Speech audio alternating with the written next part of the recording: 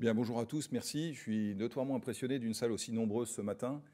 Sur ce sujet d'importance, je voudrais évidemment commencer par remercier Sébastien Windsor de son accueil ici dans l'amphithéâtre des Chambres d'Agriculture. Ne vous inquiétez pas si vous n'avez pas de connexion Internet. Tous ceux qui connaissent cet endroit savent que se concentre sur le travail et c'est tant mieux.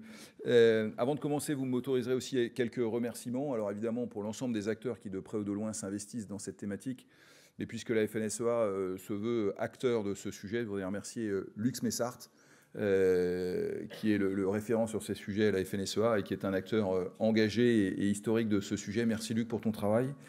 Et puis j'y associe l'ensemble des collaborateurs de nos structures qui œuvrent. Et pour ce qui est de la FNSEA, c'est Aude Fernandez qui est la cheville ouvrière. Je ne l'ai pas vue, mais je crois qu'elle est là. Voilà, elle est cachée là-bas. Merci beaucoup Aude pour votre engagement.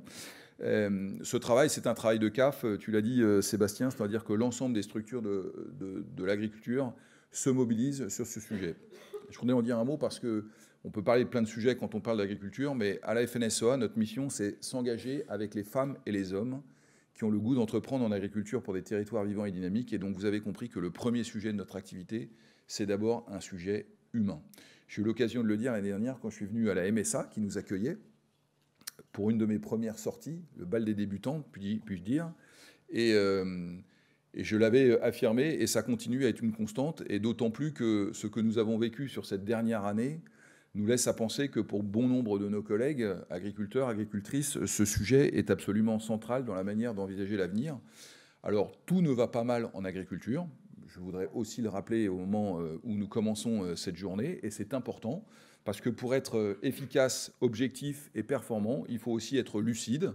Et dans une société qui de plus en plus se recroqueville sur elle, les valeurs du monde agricole, me semble-t-il, sont aussi des valeurs où on fait attention à tout le monde. Donc on est conscient que pour certains, ça va bien, et tant mieux. C'est aussi ça l'objectif de s'épanouir dans son métier, mais soyons conscients que pour un certain nombre de nos collègues, les choses sont difficiles. Et donc ce qui nous rend efficaces, c'est la force du collectif, c'est cet effet démultiplicateur qui nous anime pour trouver des solutions au plus près du terrain. Je le dis au plus près du terrain, même si on fait cette réunion aujourd'hui à Paris, tout le monde sait que le sujet n'est pas un sujet parisien et que ce qui compte, c'est l'humanité, avec un grand H, cette valeur cardinale de notre métier. Et donc la dignité qui est réclamée à travers ce sujet, c'est aussi ce que nous avons porté dans nos revendications agricoles. Pour ceux qui ont suivi un peu l'actualité, c'était même le point numéro 1. Nous avions dit qu'il y avait 3 sujets. Il y avait la dignité et le sens du métier. Qu'est-ce qu'on doit des agriculteurs?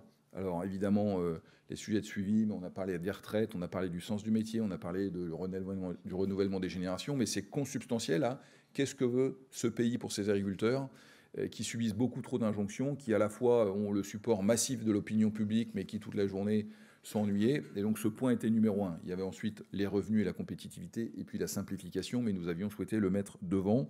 Cela montre que pour nous, c'est d'abord la question du sens, de l'action que mène l'agriculteur ou l'agriculture sur son exploitation et la manière dont humainement on gère les difficultés. Vous êtes tous les uns et les autres en fonction de vos responsabilités engagées sur ce sujet et à nouveau, je vous remercie. Ce sentiment qui s'est traduit aussi dans les urnes, mon propos n'est absolument pas politicien, mais faisons le constat que dans les urnes, c'est aussi traduit un sentiment de déclassement, de position de la ruralité, et que face à ce sentiment que ceux qui observent la vie politique de notre pays ont constaté depuis bien des lustres. Et donc notre objectif, et c'est l'objectif de cette journée, c'est de faire en sorte que collectivement nous continuions l'ambition qui est portée, puisque c'est cette 3e journée, pour faire en sorte que ceux de nos collègues qui sont dans les situations les plus compliquées sentent qu'autour d'eux, il y a des gens bienveillants, qui ont vocation à ne pas les laisser tomber et à leur tendre la main. Tout cela se fait évidemment avec du soutien des pouvoirs publics, que je voudrais remercier. Donc Olivier Damézin n'est pas encore arrivé, mais je le remercierai de son engagement. Et pour autant, soyons lucides, il y a quelques sujets qui irritent encore. Alors, tu as mis une couche sur la Tréa, je vais mettre la 2e couche, Sébastien. Quand vous avez un budget de 7 millions d'euros, à juste titre, consacré pour aider les gens, et que vous n'êtes capable, sur cette enveloppe, de n'en dépenser que 1, il y a manifestement un problème. Donc, moi, je ne porte pas de jugement de valeur sur la manière dont ça a été monté, les choses. Mais enfin, si les pouvoirs publics Si le ministère de l'Agriculture s'engage sur cette question en débloquant des fonds et qu'on est capable à peine d'aller en chercher 15%, c'est qu'on n'a pas taré l'injecteur au bon niveau et qu'on a donc besoin d'y revenir.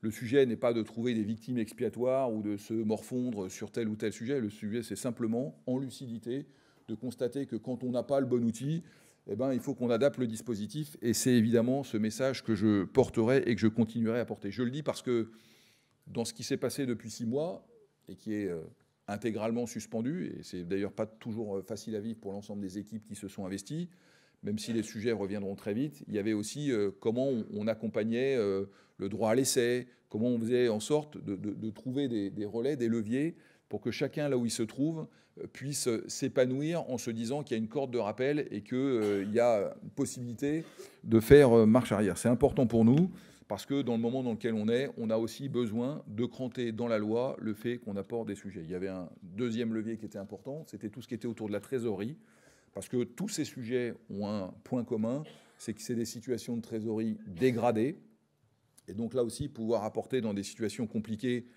avec le sujet du climat qui, avouons-le, depuis le début de l'année, dans tous les territoires français, fait porter une contrainte supplémentaire, nécessite là aussi qu'on puisse apporter un concours rapide. Et tout le monde le sait, c'est aussi un sujet de temps. Il ne s'agit pas de promettre pendant 3 mois, pendant 6 mois.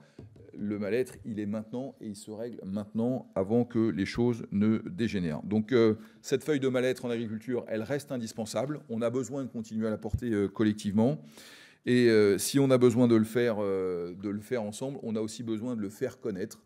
Alors là aussi, on a besoin de tout le monde pour que notre système de vigilance fonctionne à plein et que dans le moment dans lequel on est, on ne soit pas perdu.